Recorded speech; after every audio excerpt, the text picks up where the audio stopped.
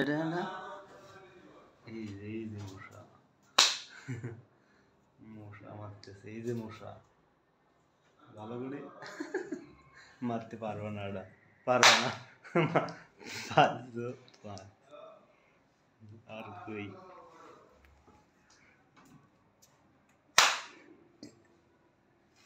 রে আল্লাহ, অনেক এই যে একটা এই যে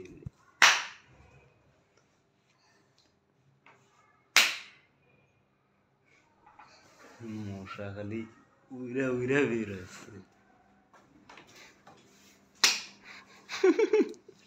কয়টা মারছো?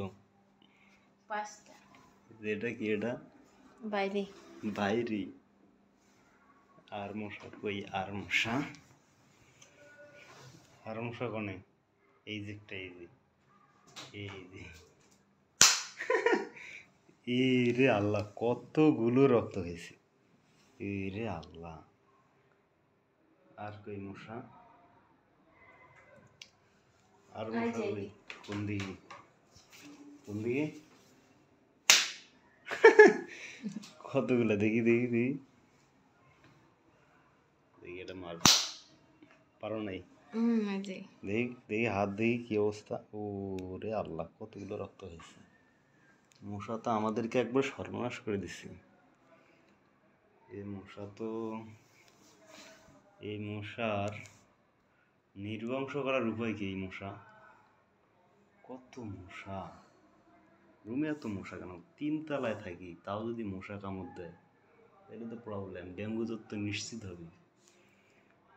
অবশ্যই সতর্কতা থাকতে হবে যেন আমাদেরকে সন্ধ্যার দিকে কোনো মশা কামড় না দিতে পারে, এবং সকালে 6টার দিকে কোনো মশা যেন কামড় দিতে না পারে। কারণ ডেঙ্গু মশাগুলো 6টার দিকে কামড় দেয়। ডেঙ্গু মশাগুলো 6টার দিকে কামড় দেয়, সকাল 6টার দিকে এবং সন্ধ্যার দিকেই ডেঙ্গু মশাগুলো কামড় দেয়। আমাদেরকে অবশ্যই সতর্কতা অবলম্বন করে থাকতে হবে এই ঢাকা শহরে। যেহেতু আমরা ঢাকা শহরে থাকি, অবশ্যই সতর্কতার সাথে থাকতে হবে যেন আমাদেরকে মশার আক্রমণ থেকে আমরা বাঁচতে পারি। আমরা কয়েল ব্যবহার করতে পারি।